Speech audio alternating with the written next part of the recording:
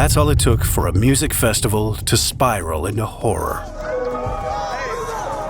10 people would lose their lives. Hundreds would be injured. Well, they have to stop the show because there's people trample and thousands would be left in shock and trauma. Stop that show! Stop that show! What was meant to be a celebration of music became one of the deadliest concert disasters in history. This is the story of how it happened. For many, Astroworld wasn't just a concert. It was the event of the year. The festival, named after Travis Scott's 2018 album, has become an annual pilgrimage for thousands of fans. For 22-year-old Bharti Shahani, it was supposed to be a night she'd never forget. Bharti had spent weeks planning what to wear. Black flare pants on a matching crop top and rhinestone eye stickers to complete the perfect festival look. She had talked endlessly about the lineup, eager to see Lil Baby and Travis Scott perform. Scott had built a reputation as a performer who'd thrived on intensity. His concerts were notorious for mosh pits, stage diving, and raucous rage culture that encouraged fans to push boundaries. Sometimes, even literally. Despite previous warnings from security experts and law enforcement about the potential dangers of his concert, Astroworld 2021 was set to be the biggest one yet. 50,000 tickets sold out within an hour of sales going live. The organizers claimed they had ramped up security after a chaotic 2019 festival that saw trampling incidents. Over 1,000 security staff and police officers were reportedly present, a number of which would prove woefully inadequate. What no one knew at the time was that this festival was already doomed before it even started. The warning signs were there. Ignored, dismissed, or simply unseen. And by the time the first beats hit the air, it was already too late.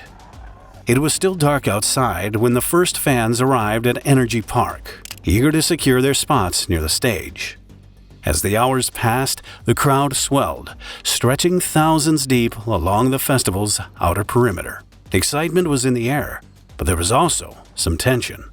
By 7 a.m., the Houston Fire Department and police had established a command post over a mile from the main stage. A second, closer post was never activated. This would later prove critical, leaving first responders out of position when needed most. The first problems became apparent at 8:15 a.m. Observing the mounting restlessness, a police lieutenant urgently requested riot gear even though the gates hadn't even opened yet. By 9:45 a.m., excitement had turned to aggression. Fans tore down barriers and flooded into the festival grounds, overwhelming security. Without ticket checks, there was no way to track how many people had actually entered the festival. At the time, it looked like chaos. But in the weeks that followed, investigators would call it something else. A warning ignored. Not long after, another red flag presented itself. Houston fire officials arrived for a safety inspection, but the privately hired security firm wouldn't let them in. Despite repeated requests, they were denied access and handed a map instead of a full walkthrough. It meant they'd only be able to assess the layout's dangers once the gates had already opened. Still trying to manage the situation, fire officials asked for radios to communicate during the event, but they weren't given any. Instead, they were given a mobile number. Useless once networks overload, which would leave calls and texts unanswered. As the day wore on, things only got worse. According to multiple eyewitnesses, by mid-afternoon, security had abandoned all efforts at crowd control. There were no more wristband checks, no more bag searches, and no more directional guidance. The festival grounds were now a free-for-all, with security unable to intervene. By 3:15 p.m., HPD reported dangerous crowd conditions. But instead of taking preventative measures, the festival continued unchecked. Just an hour later, hundreds more breached a gate, forcing their way into the venue. By 4:30 p.m., festival goers were already getting injured near the secondary stage, where rapper Don Toliver was performing. Eyewitnesses described a scene of panic and compression, with fans climbing over barricades to escape surging crowds. This could potentially have been a turning point.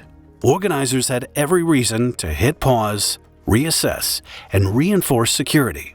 Instead, no action was taken. As the festival approached its main event, authorities made one last attempt to prevent disaster.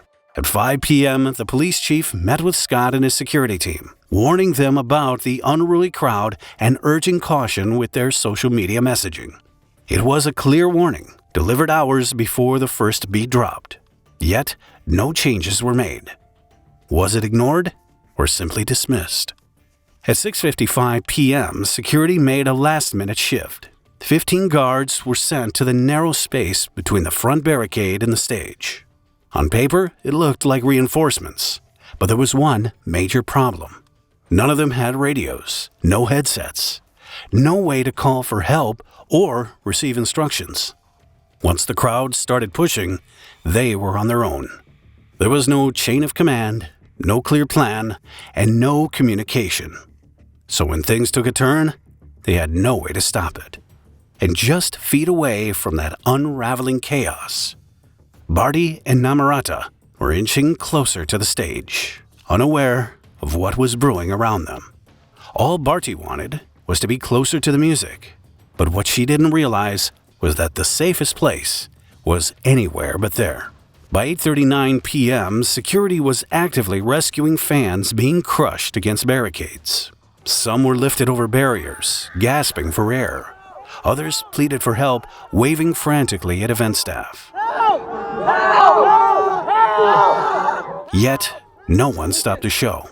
Instead, a countdown clock appeared on stage. Scott's performance was set to kick off at 8:45 p.m., but the rapper was running 15 minutes late.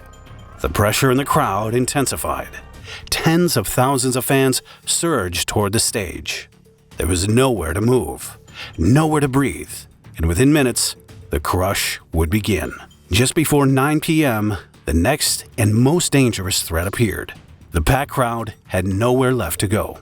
Astroworld's main stage area was a death trap, waiting to spring. Fans were crammed into 4 massive pens, each one boxed in on 3 sides by metal barricades. There was no clear exit and no escape. A small ripple in the crowd's movement soon escalated into an unstoppable surge toward the stage. People at the back, thousands deep, pressed forward. Those at the front were crushed against the metal barricades. Some fans climbed over the fences, trying to escape. Security whisked them away, one after the other, but not everyone made it. Tens of thousands of fans, packed tighter than ever, braced themselves for the moment. Some had already lost their footing. Others could barely breathe. Still, the countdown pressed on. 10 seconds. Fans at the front pounded against the barricades, begging for relief. There was nowhere to go. Then, 0. The stage went dark, then lit up in red. Scott's voice roared through the speakers. Let's go! The opening beat of Escape Plan, a hauntingly ironic opening song because for thousands of fans trapped in the crush, there was no escape. Barty barely had time to react before the force of the crowd hit. It was like a tidal wave, unstoppable and merciless. She held on to her sister's hand as long as she could, but the pressure was unbearable.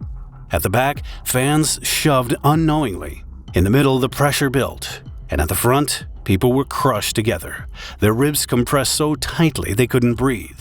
People were lifted off their feet. They no longer controlled their movements, the pressure from all sides holding them in place. Those who fell didn't hit the ground. Instead, they were wedged between bodies, unable to move as the pressure mounted. The last words Barty would ever say to her sister were, "Are you okay?" But Namrata wasn't okay. Neither of them was. The force of the violently swaying crowd pulled the sisters apart.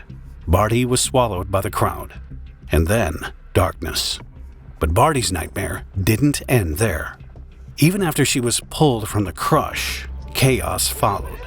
In a viral video, Barty, lifeless and unconscious, slips from a stretcher as emergency responders struggle to transport her to safety. 6 minutes in, the crowd surged and people began to fall. There was no space, no air, no way out. Compression asphyxiation set in as bodies pressed together. The chest, unable to expand, trapped the air inside, sending oxygen levels plummeting. Panic set in. Within minutes, consciousness faded, and without oxygen, their hearts stopped beating. Some tried to push back against the wave, but the crowd was too dense. Still, the music pounded on. Still, the crowd surged forward. Fans waved their arms frantically, desperate for someone to notice, but no one responded. At 9:16 p.m., reports began coming in. I'm over at the medical tent, and there's a lot of people trampled, and they're passed out at the front stage. The crowd was packed so tightly that each person had about as much space as a standard sheet of printer paper. Then at 9:18 p.m., the first confirmed crush injury is recorded. Well, they have to stop the show because there's people trampled, and they're not breathing. At 9:24 p.m., Scott paused for the first time. Just play it slowly. For a brief moment, there was a flicker of hope. But instead, the beat dropped and Scott launched into his next song. Standing in the ocean. By 9:30 p.m., a red and white ambulance pushes its way through the sea of bodies. It was a clear sign that something's horribly wrong, but fans climbed on top of it to get a better vantage point and kept dancing. Scott saw it. He pointed it out to the crowd, but instead of stopping, he asked the crowd a chilling question. Who answered this guy? Who answered this guy? Did Scott know the true extent of what was happening in the crowd? And if so, why didn't he stop the show? Either way, what he did or didn't see would soon become the subject of a criminal investigation. At 9:35 p.m., a young woman had seen enough. She climbed onto a camera tower, waving her arms wildly. That's okay with you real quick. At 9:38 p.m., Houston Fire and Police officially declared a mass casualty event. Yet, the music kept playing, and the show went on as CPR was being performed everywhere. By 9:39 p.m., HFD had initiated an ambulance task force, and the first person was transported to the hospital. Just a few minutes later, Scott paused for a third and final time. This time, he watched security carry an unconscious fan through the crowd. For a moment, he stood still. Then, he resumed performing. At 9:55 p.m., the crowd tried one last time. But the show did not stop. Instead, at 10:08 p.m., Drake appeared on stage. The two artists performed their final song together. Then, at 10:15 p.m., Scott jogged off the stage, waving to the crowd. Everybody, I love y'all. Make it home safe. Good night! The show ended, but the tragedy was far from over. Namrata passed out during the crush and had been pulled to safety by a stranger, but her sister was nowhere in sight. She called her mobile, and a stranger answered, telling her Barty has been trampled. When her family finally located her in the hospital, Barty was unconscious, hooked up to machines, her face swollen beyond recognition. She had suffered multiple heart attacks. Yet, she was fighting for her life. At 6 a.m. the next morning, the two-day event was officially canceled. But how did things get this bad? How does a festival with security, medics, and police spiral into chaos? The truth is, it was already breaking down before the music even started. Security was falling apart. Thousands slipped through the gate without tickets. Guards were barely trained, some hired over text. Medics ran out of gear. And when the crowd collapsed, no one had radios. No one could call for help. And the worst part, they'd seen this coming. Experts warned of crowd dangers. The gates had already been breached that morning. There was no plan made for a surge, and no one hit stop when things began to fall apart. As harrowing videos flooded social media, outrage erupted. Lawsuits began rolling in. Scott offered refunds and covered funeral costs, but for grieving families, it wasn't enough. The next day, the FBI stepped in. The federal government was now assisting Houston police in one of the largest concert disaster investigations in the country. The investigation would uncover countless failures. But at the center of it all was one question no one could stop asking. Did Travis know what was happening? Scott's legal team was quick to deny any responsibility. Scott himself released a statement on Instagram insisting he was unaware of the chaos unfolding beneath him. I just want to send out prayers to the ones that was lost last night. I could never imagine anything like this just happening. But the footage from the night tells a different story. Fans had screamed for help. Some climbed onto camera platforms, waving and shouting for the concert to stop. He encouraged fans to rage, even as security pulled unconscious bodies over barricades. Scott saw people collapsing, but for 32 more minutes, he kept performing even after the announcement of a mass casualty event. Why? According to police, Scott's contract with Apple Music, which was live streaming the concert, included a $4.5 million payment if he finished his set. Did he know about this at the moment? That's unclear. But what is clear is that despite signs of chaos, Scott kept going.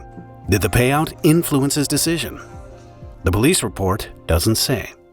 So the question remained, could anyone actually be held accountable? In June 2023, nearly 2 years after the tragedy, a grand jury gave their answer. They chose not to indict Travis Scott or anyone else named in the criminal case. After a 19-month investigation, they came to this conclusion. Determine whether there's enough evidence to say that a crime happened. Just probable cause, not proof beyond a reasonable doubt, but just did a crime happen? Is there probable cause to believe that a crime happened? In this instance, the grand jury of the 228th District Court of Harris County found that no crime did occur, that no single individual was criminally responsible. The battle for answers and for accountability was just beginning. Hundreds of lawsuits flooded in, representing over 1,000 victims. Two of the biggest saw $2.75 billion in damages. Scott was accused of inciting chaos and doing nothing to stop it.